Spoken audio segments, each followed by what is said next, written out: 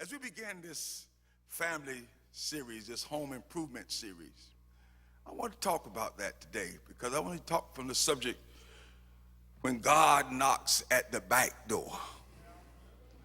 When God knocks at the back door. And families, as we watch the news and as we read and as we listen to families around us, we're discovering that many families have found it challenging to be family. God created family as the first basic unit of society. It is family that we are to learn from, and family that we are to love, and family that we are to draw from. And yet, the family is in crises, not just in the black community, but throughout society. Family is in trouble. And sometimes it is only through the back doors of our lives that God gets our attention. God does not inflict the crisis, many of them we choose for ourselves at depths of which we are only beginning to understand. But God can use the crises to prod us, to nudge us, to provoke us to the road that leads us to life. Many of us do not know when we are going, where we are going, but we're in an awful hurry to get there. The text says that Paul goes to God because he has this prickly thorn in his flesh, and he asks him to move it, and God says no. We may be hell-bent rather than heaven-bound. And the crisis affords us an opportunity for us not only to catch our breath, but also to get our life turned around, to get our priorities in order. Often it's only through some adversity that we ever take time out to reflect about what's really going on. As long as stuff is going well, you just going on, ain't paying nothing, no attention.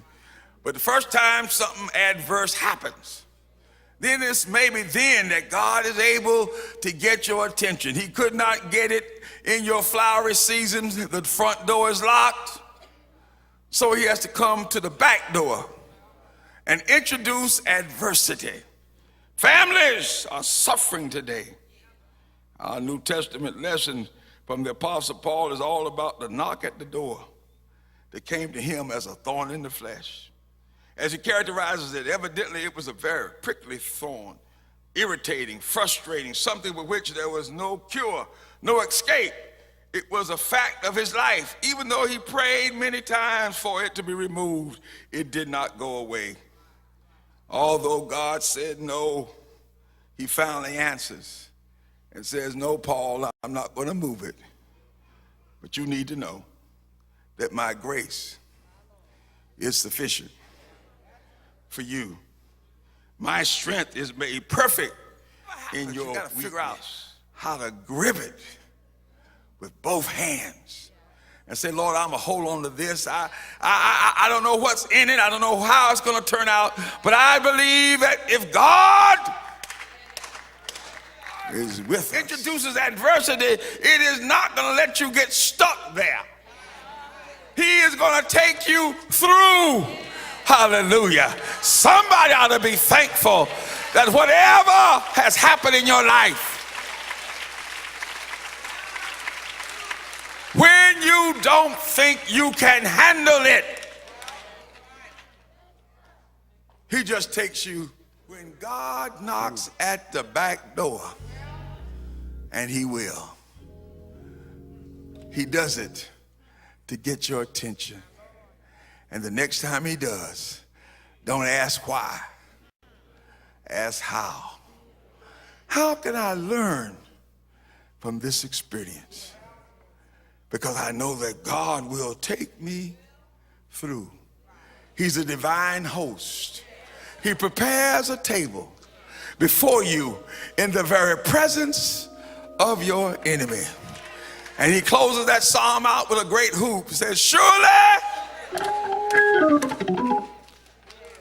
hound dogs on my trail, and their names are goodness and mercy shall follow me all the days of my life. Go forth.